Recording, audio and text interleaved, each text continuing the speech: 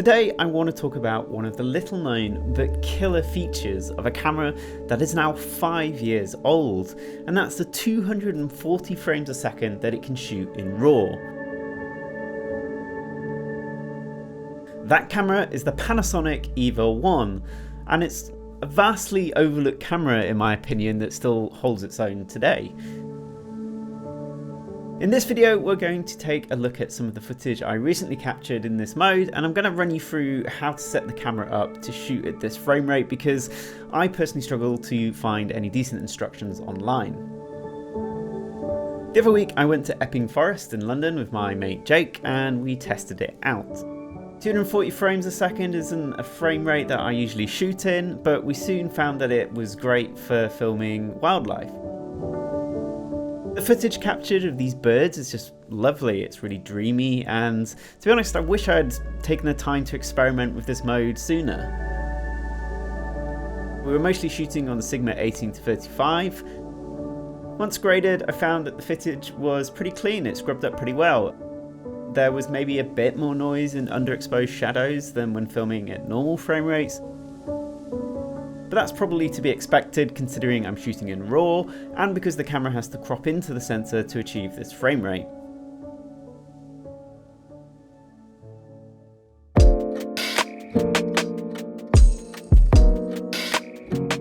So in order to shoot RAW on this camera, you do need an external recorder. I've got a BlackMagic Video Assist 12G, so I'll be running through the setup using that. But you can also achieve this with the Atomos Ninja V, but I don't have one, so sorry. To get started with the Video Assist, you'll need a SDI cable, which goes to a smaller mini SDI for the recorder. On the EVA1, it's also easier to set this all up if you're also using the camera's monitor, so you can have a constant display of your settings. Okay, so on EVA1, you go to menu, go to system settings, go to system mode, then we go to SDI RAW, and we put that on to crop and mix 2K. Make sure the frequency is 24 frames a second or 23.98, whichever is your preferred. And then we go out of there, up again, and then we go to camera settings, frames per second, and then we want to make sure that VFRSW, variable frame rate, is set to on. Okay, and then in value, you can dial in your desired frame rate and you can go up to 240 frames a second. Things to note, you're obviously cropped in on the sensor when you shoot at this frame rate. You're limited to 2K resolution, so that's 2048 by 1080. That's a slightly wider aspect ratio than standard 1920 by 1080, so you're going to be shooting at a 1.9:1 aspect ratio. So when you pull that into your editor, obviously it will be slightly letterbox relative to a 16:9 timeline. Your native ISO in this mode will also be different than usual, with a low at 400 ISO and the higher rate being at 1250 ISO.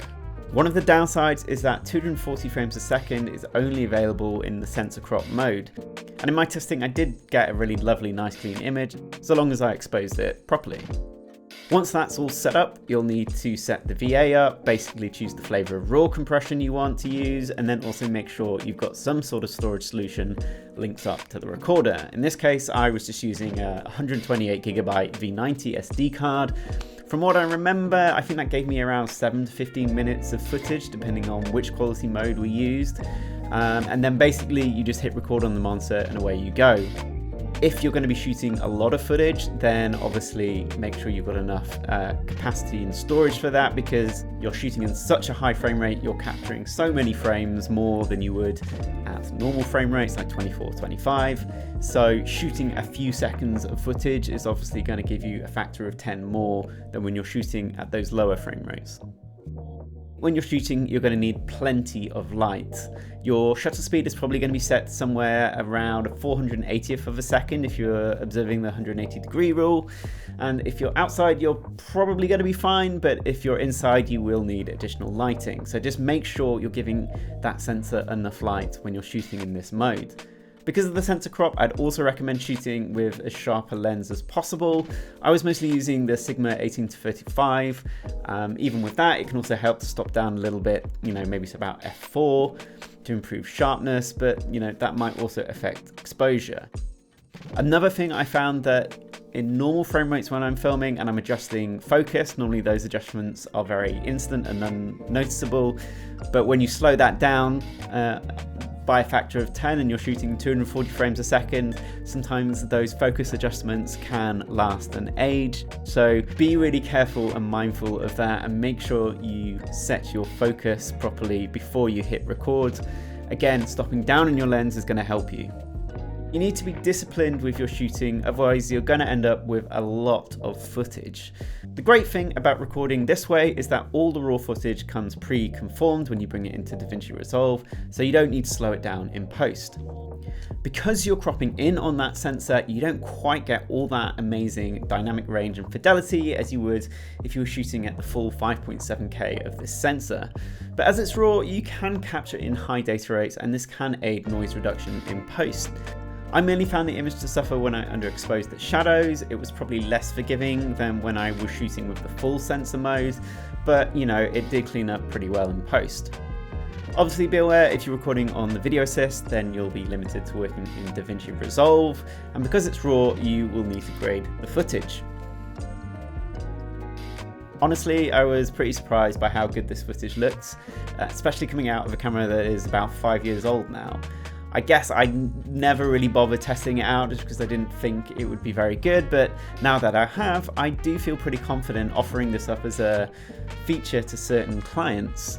So if you've got an EVA1, then I definitely recommend giving it a go. If you've tried it, then definitely let me know how you got on in the comments below and link me to any footage that you've already captured.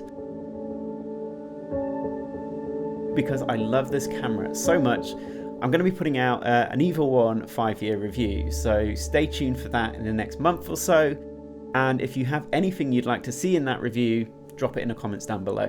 But until next time, see ya!